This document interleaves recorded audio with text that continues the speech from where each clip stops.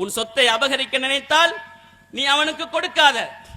மீண்டும் ரசூலுல்லாஹி ஸல்லல்லாஹு அலைஹி வஸல்லம் கேட்டாங்க, யா ரசூலுல்லாஹ், என்கிட்ட அவன் சண்டை போடுறான், நான் என்ன செய்ய?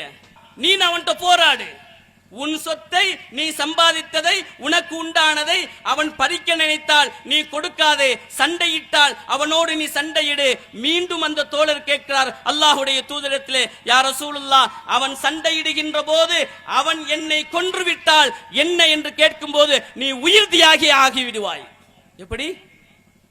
தன்னுடைய சொத்தை பாதுகாக்க ஒருத்தன் சண்டை போடுகின்ற போது அவன் நம்மை கொலை செய்து விட்டால் உயிர் தியாகியாக ஆகிவிடுவாய். தன்னுடைய சொத்துக்கே ரசூலுல்லாஹி ஸல்லல்லாஹு அலைஹி வஸல்லம் சொன்னாங்கன்னா, அல்லாஹ்வுடைய சொத்தை பாதுகாக்க அல்லாஹ்வுடைய அடிமைகளாகிய நாம் எந்த அளவுக்கு போராட வேண்டும். அவர்கள் போட்டிருக்கின்ற இந்த வட்பு மசோதாவுக்கு எதிராக எஸ்டிபிஐ களமிறங்கி மிக சிறப்பாக எதிர்ப்புகளை கொடுத்து கொண்டிருக்கின்றது. அவர்கள் வாபஸ் பெறும் வரைக்கும், நீங்கள் பின்வாங்காத வரைக்கும் உங்களோடு நாங்கள் துணை இருப்போம் என்பதையும் உறுதி கொண்டு நாம் போராடுவோம்.